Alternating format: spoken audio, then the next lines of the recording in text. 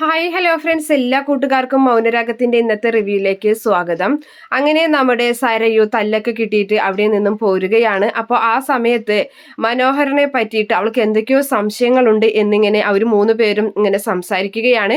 എന്തായാലും ശാരിയുടെ അരികിലെത്തുന്ന ശാരി സരയുവിനെ കണ്ടിട്ട് ചോദിക്കുകയാണ്, എന്താ മോളെ, എന്താ പറ്റിയത്, നിന്റെ മുഖത്ത് എന്താ ഒരു പാട്, നിന്നെ ആരെങ്കിലും തല്ലിയോ എന്ന് ചോദിക്കുകയാണ്. അപ്പൊ അവിടേക്ക് കല്യാണി വരികയാണ്. അപ്പൊ കല്യാണി പറയുന്നുണ്ട്, തല്ലി, ഞാൻ തന്നെയാണ് തല്ലിയത് എന്ന് പറയുകയാണ്. അങ്ങനെ ആ സമയത്ത് കിരണും കടന്നു വരികയാണ്. കിരൺ പറയുന്നുണ്ട്, എന്നെ കൊല്ലാൻ വന്നു അവൾ, അപ്പോ അവൾക്കുള്ള ശിക്ഷ കൊടുത്തതാണ് എന്ന് പറയുന്നു. അപ്പൊ അതിനുശേഷം ഇവളെ എന്നെ കൊല്ലാൻ വന്നതാണ്, ഇവളുടെ നിലയും കാര്യങ്ങളൊന്നും ഇവൾ ഇപ്പോഴും മനസ്സിലാക്കിയിട്ടില്ല, ഇവൾ അഹങ്കാരത്തിന് ഒരു കുറവുമില്ല, ഞങ്ങളെ കൊല്ലാൻ വേണ്ടിയിട്ടാണ് ഇവൾ നടക്കുന്നത്.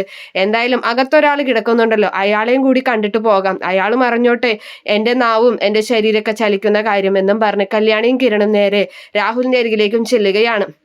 അപ്പോൾ അവിടെ എത്തിയിട്ട് പറയുന്നുണ്ട്, നിങ്ങളുടെ മകൾ എന്നെ കൊല്ലാൻ വേണ്ടി വന്നായിരുന്നു, ഞാനാണ് അവളെ പിടിച്ചതും അതുപോലെ കല്യാണിയാണ് അവളെ തല്ലിയതും എന്നൊക്കെ ഇങ്ങനെ നല്ല അധികാരത്തോടു കൂടി രാഹുലിനോട് പറയുന്നുണ്ട്. രാഹുൽ എന്തായാലും ആകെ ഞെട്ടിയിരിക്കുകയാണ് നമ്മുടെ കിരണിനെ കണ്ടിട്ട്. എന്തായാലും ആ സമയത്ത് ശാരി സരയനോട് ചോദിക്കുന്നുണ്ട്, എന്തിനാ മോളെ നീ അങ്ങോട്ടൊക്കെ പോയത്, എന്തിനാ അവനെ കൊല്ലാനൊക്കെ പോയത് എന്നൊക്കെ ചോദിച്ചാണ് നിൽക്കുകയാണ്.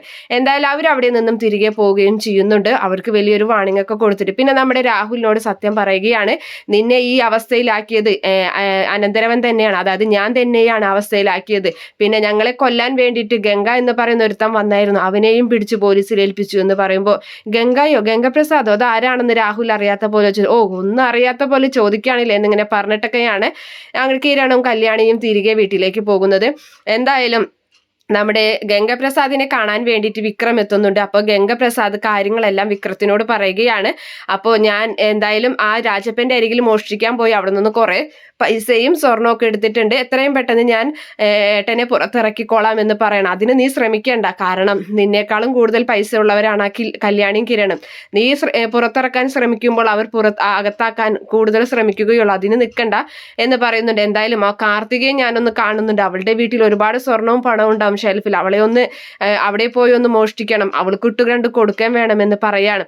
അങ്ങനെ ചെയ്യുകയാണെങ്കിൽ അത് എനിക്ക് വലിയൊരു ഉപകാരം തന്നെയായിരിക്കുമെന്ന് നമ്മുടെ ഗംഗപ്രസാദ് പറയാണ്. അങ്ങനെ അവർ തമ്മിൽ അങ്ങനെ ഒരു വാക്കൊക്കെ കൊടുത്ത് അവിടെ നിന്നും പോകുന്നുണ്ട്.